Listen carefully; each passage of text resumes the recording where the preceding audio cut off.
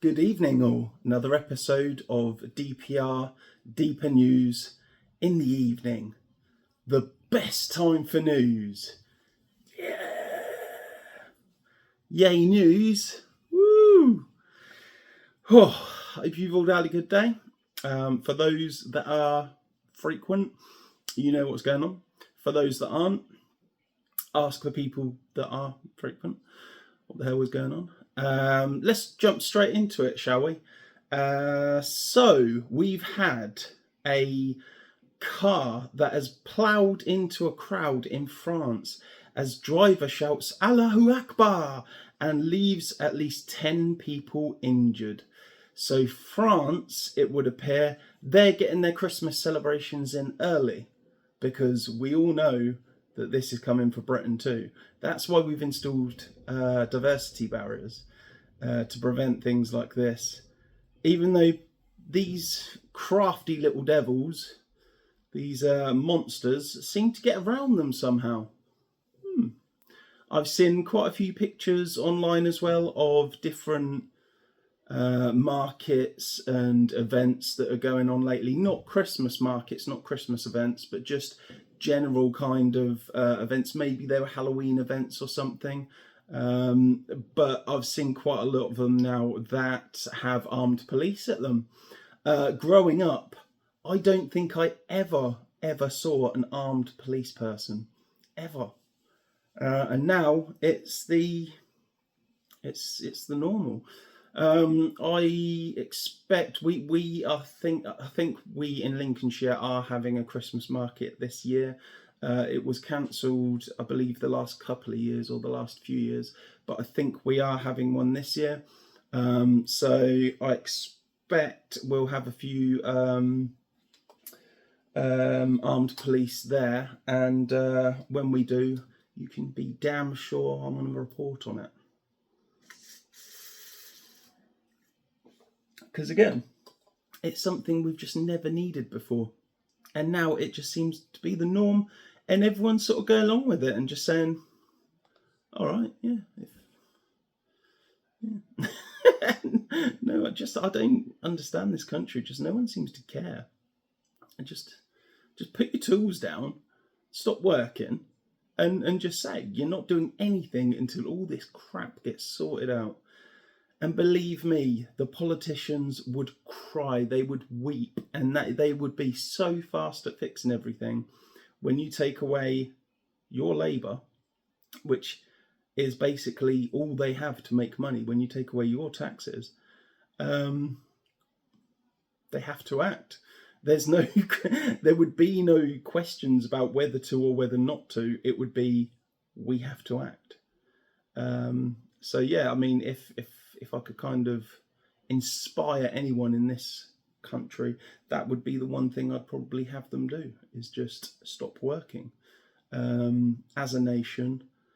And a lot of people say like, stop working for a week or stop working for a month or something like that. Believe me, it would not take that long. The first 20 minutes that the country realises no one's going to work today, the first 20 minutes that no one turns up, Christ, there would be an emergency Cobra meeting. They'd all be on it. Yeah, and it'd be beautiful. So David Lammy is accused of covering up accidental release of Algerian sex attacker after knowing about prison blunder. So of course we all know about the guy that was released from prison and then he was sent back, given £500, which to him was a year's salary back home. And we all know about that story. We all know about the guy that was released from prison when he shouldn't have been. It's happened again. It has happened again. Once it happens, you would have thought everyone will be on the top of their form now. They'll be on the top of their game. This cannot happen again because it'd be such an embarrassment. It would destroy whoever is responsible for it. And the thing that needs to be realised is that David Lammy is responsible for it now. A complete moron. He is an absolute moron. He has half the brains of my French bulldog, and she only has one eye. And believe me, she has half a brain as well. There was a section in PMQs actually today that is making the rounds. It's being shared online, and it's of David Lammy, who was asked 4 times by the opposition, the Tory. I don't know the guy's name, but he was asked 4 times. Could he guarantee the public that this won't happen again, that there'll be no more prisoners released that shouldn't be released? And 4 times he refused to answer. Absolutely abysmal. Just an absolute joke of a government this is. They can't even they can't even do the most simple of tasks. It's absolutely amazing. They just cannot seem to do the most simple thing. You know, I honestly would not trust them to make me a cup of tea. I really wouldn't. You know, they'll bring it back and they'll have put the mug in the tea. Do you know what I mean? Rather than the tea in the mug.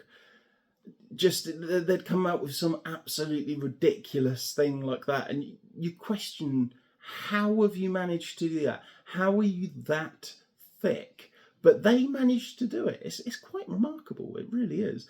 If it wasn't my country, like, do you remember like 4 or 5 years ago when we were all laughing at Donald Trump? Yeah, now we're the country that everyone's laughing at, because Donald Trump seems to have actually learned from that first term, and he's getting shit done. Whereas our government just seem hell-bent on just doing whatever they damn well please and shutting you up if you talk about it. So, you know, it's the way the swings and the roundabouts, you got to be fucking nifty these days to dodge it all, you know, all the arrows of deceit and deception and bullshit. That's where we're at in Britain now. America had their phase of dumbassery, and now we're going through it. So well done, America, for getting out of it.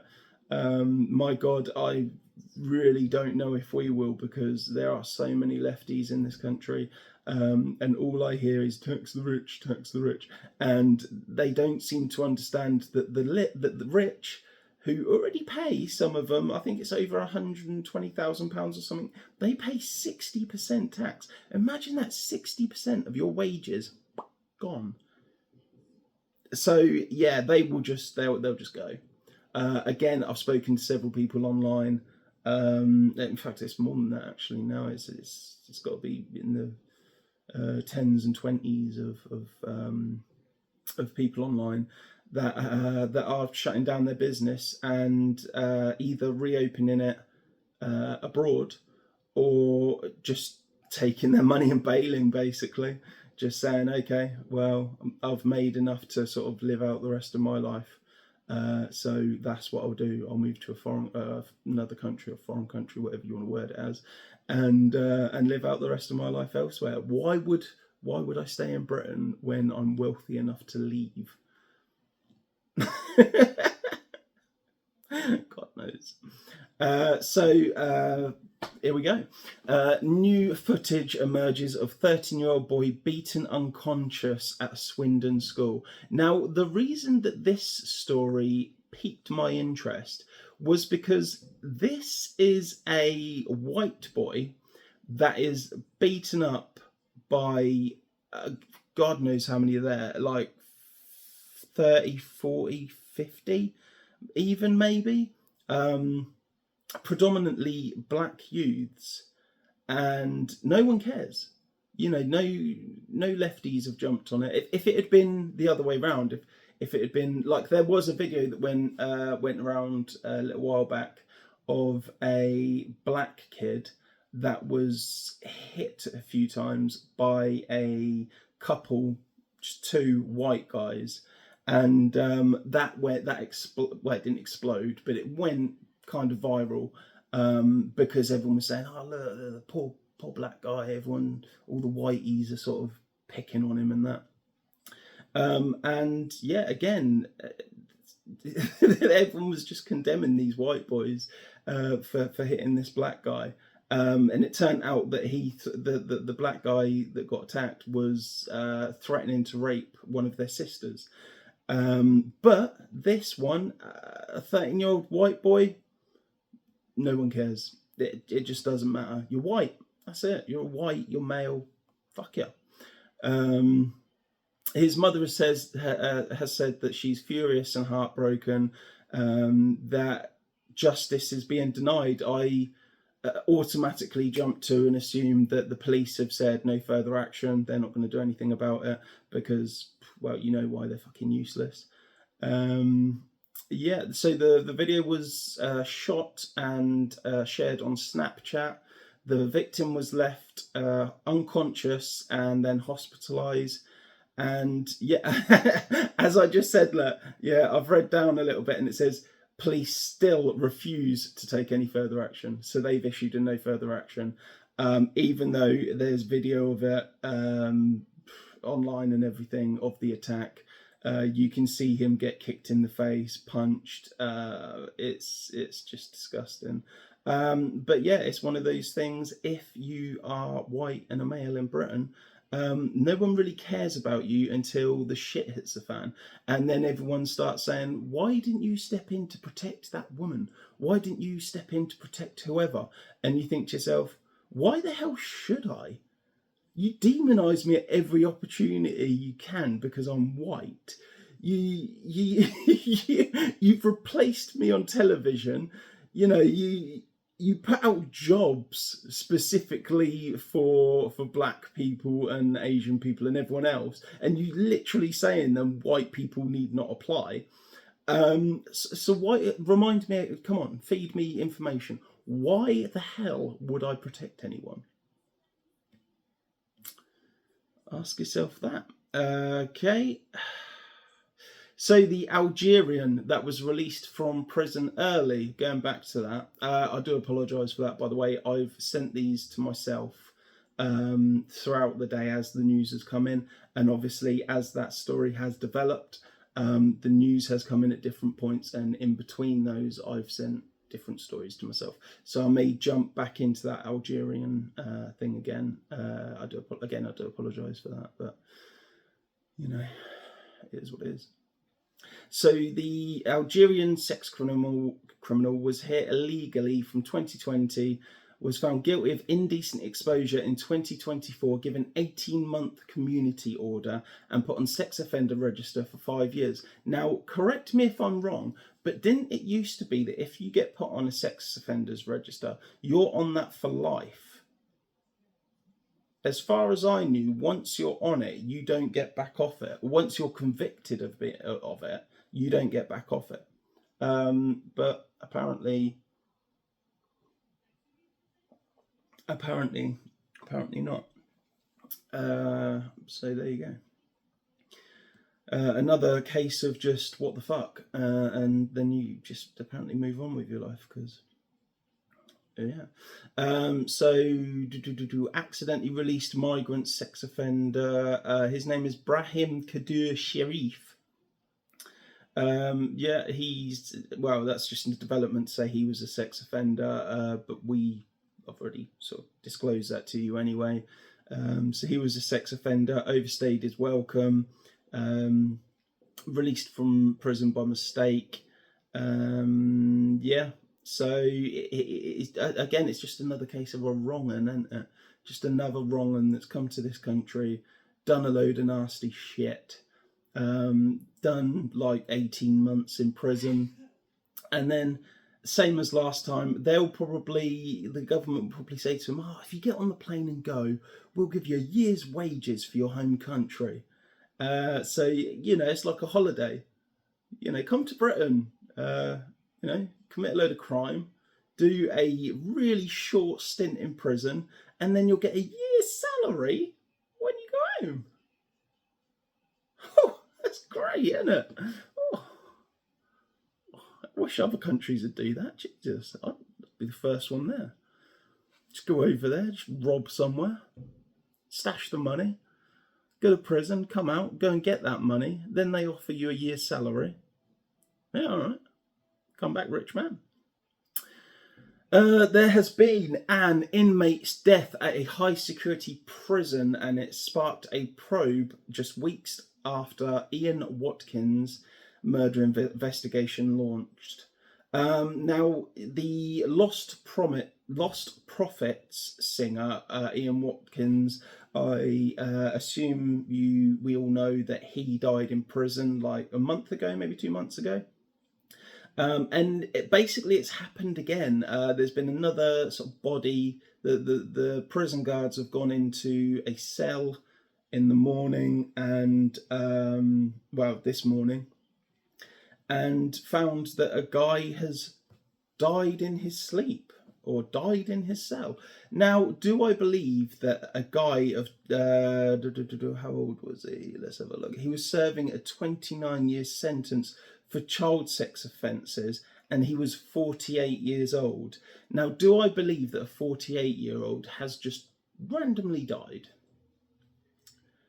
It's possible, but no, I don't really believe that. What I reckon has happened is that our prisons are so overrun with criminals that are still criminals, and that don't fear repercussions whatsoever, and they've taken a disliking to somebody and just killed him, and they'll likely get away with it because our police don't know how to police.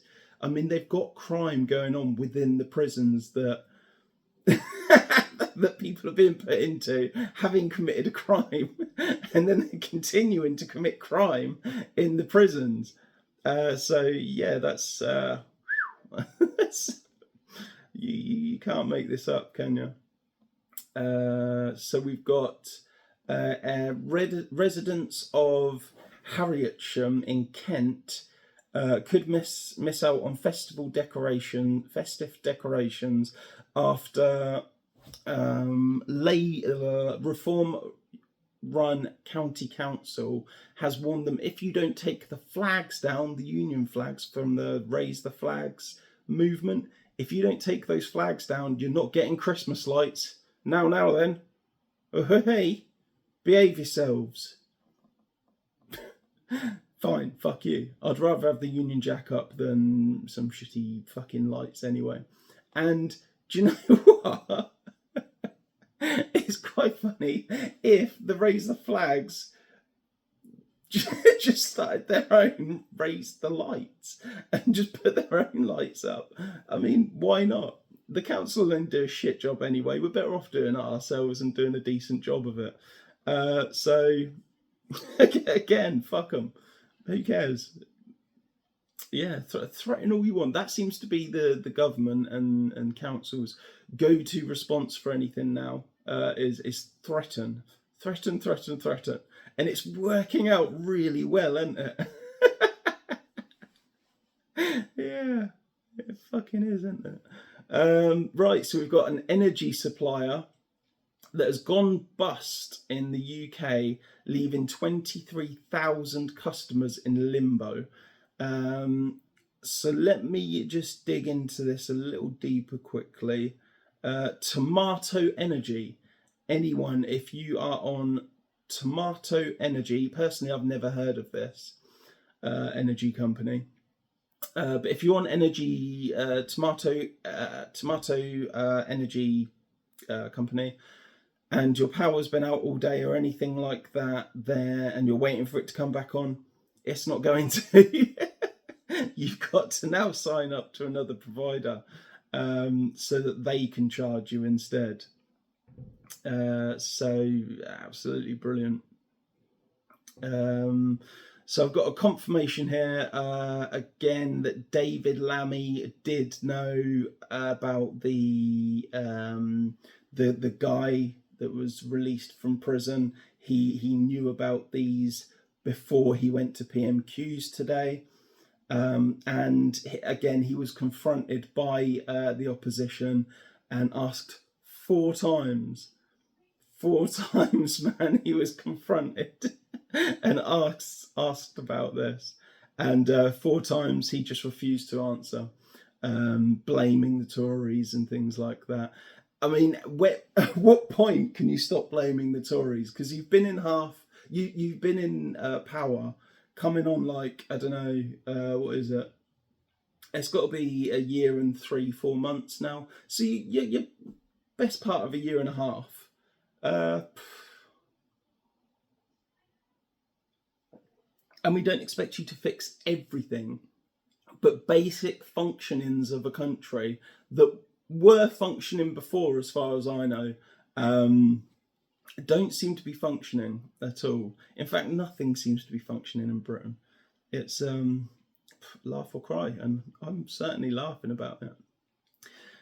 There has been a man on a bridge who was acting crazy, erratic, rolling around on the floor, acting like he was getting electric shocked and stuff, just being completely crazy. The police turned up, should have arrested him, but they didn't, because the police are, again, they don't know how to do anything. So rather than just arresting him, put him in the back of a cop car, taking him to the hospital or the police station, they just pretty much followed him around while he carried on acting crazy. And then he threw himself off the bridge. So essentially what's happened there is the police have turned up, turned up, watched a guy act crazy. They tased him. So they tased him. So that was their response to that. A guy's acting crazy. Yeah, so he's acting crazy. So the police turn up, taser. He rolls around on the floor for a bit, obviously getting electric shocked and stuff, and then throws himself off the bridge. And the video cuts there, and the story kind of ends there.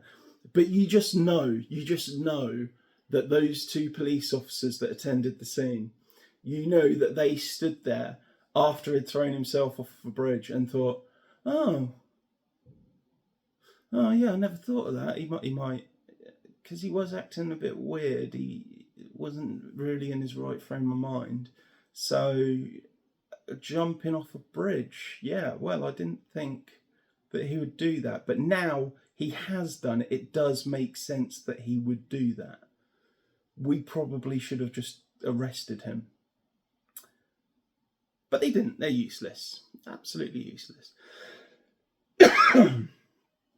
Then we've got 2-tier police. They tried to and failed to shut down a protest.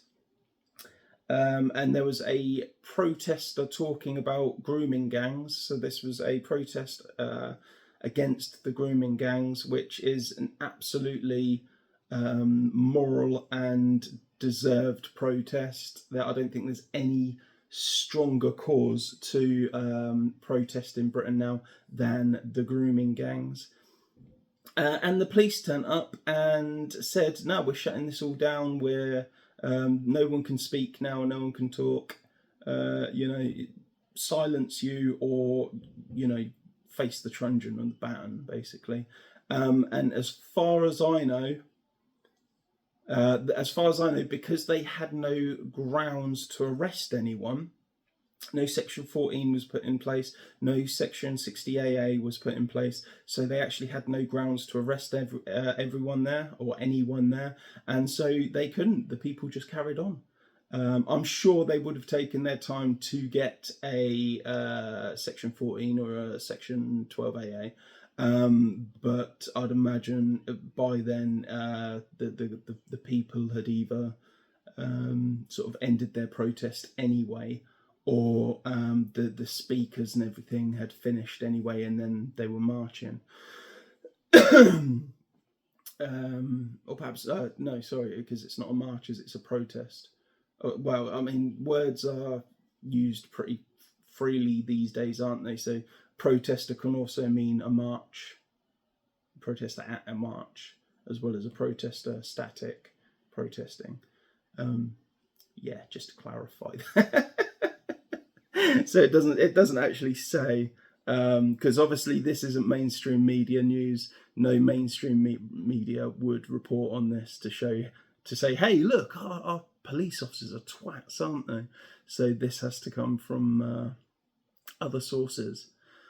But yeah, if you want to protest about anything logical, if you want to protest about anything other than Gaza and Palestine, then best of luck to you, because the police are not on your side. I've been fortunate so far. I think I've been to about 4 or 5, maybe 6 protests now, and I avoid the police like the plague. I've said several times before, if a police officer comes and tries and interact with me, I just go silent. I'm more than happy to waste my time. I'm more than happy to waste your time, police officer. And I'm not going to say anything, because then you've got to make up sort of reason to arrest me. Do you know what I mean? It's one of those things where if you interact with them, they can kind of get out of you a reason to arrest them. If you don't, if you just go silent, stand there looking at them, what can they arrest you for? So that's my tactic. For if I'm confronted by the police, I will let you know if it works or not. Yeah, maybe you'll see me in the news. Who knows? Yeah. So there was another protest today outside Parliament, and that was that was a Get Starmer Out rally. No other news than that. I believe it all just went off without a hitch. I'm simply letting you know that it happened, because again, no mainstream media will give these guys any. They wouldn't give them the steam off their piss. So unless you get your news from me or online other sources, which I strongly encourage you to do, particularly me. Yeah, they just won't report on it. I mean, you've all seen the news about BBC this week, twice, I believe, and yeah, it's not, none of it's true. None of it's true. Even the factual stories that actually happened that they report on it and give it a twist, to fit their narrative, to fit their kind of their sort of story that they want to tell. So the French Muslim, the run down a load of people. We've already gone through that. So here's a feel-good story. Sorry, my back is killing me. Oh. So in Nottinghamshire, a woman in her 90s. That was 90s, not 90. 90s, not 90s. She wasn't wearing a 90. She is 90 years old. She has exposed a fraudster who stole £100,000 from her bank to fund his gambling spree. What a bastard. What a twat. A fraudster stole more than £100,000 from an elderly Nottinghamshire woman's bank account to pay off debts and fund online gambling. David Jenkins. So if you know David Jenkins from Nottinghamshire, give him a bit of a beasting. He's been jailed. You can't give him a beasting now, can you? Has been jailed after stealing at least 149,000, so it's not 100,000, and it's closer to 150,000 than 100,000. Why didn't they say 150,000? It's closer to 150,000 than it is to 100,000. If you're rounding up, then, or rounding down, why not just call it 150,000? God damn, wankers. So yeah, I have to correct myself because of their shit reporting. Yeah, so it's 149,000. You may as well say 150,000 from Newark care home resident in her 90s between March 2021 and May 2023. Jenkins, I want to know how she caught him. Jenkins had previously been granted power of attorney over the vulnerable woman's money, meaning he could make financial decisions on her behalf. Oh, I see. And then obviously he was just making all the decisions to take her money. Yeah. So a real piece of shit, isn't it? You know, she's probably worked hard all of her life, got that money that she wants to live a little on. In a care home, actually. Or her kids could inherit it. And he's just taken it for himself because reasons of wankery, because he's a wanker. Yeah, so that's a feel-good story, though, because he got caught. He's in prison now. Fuck him, he's a wanker.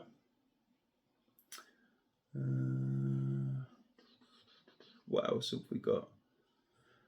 We've got Lincoln Rugby Club. They are potentially, pardon me, they are potentially selling off their land for the rugby and football club. It's gone up for sale, and the club is trying to raise money in hopes of buying the land itself. The sports club is facing an uncertain future after the land which its home ground stands on is put up for sale. The Lincoln Rugby Football Club is based in Longsdales Park off Lodge Lane in Nettleham, near Lincoln, on land which is currently owned by the University of Lincoln. So why can't the University of Lincoln buy it then and have it as their field for their students as well as a rugby club?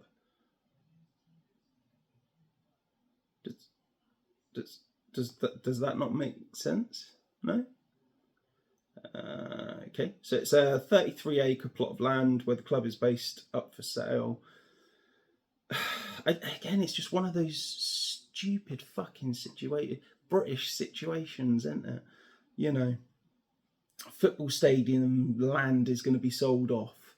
So you say, well, what's going to happen to the football stadium that's there? We'll knock that down. Look, why? Why don't you buy another plot of fucking land?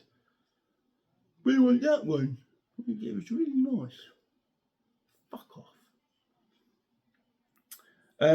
Yeah, that's everything, ladies and gentlemen. That is today's news.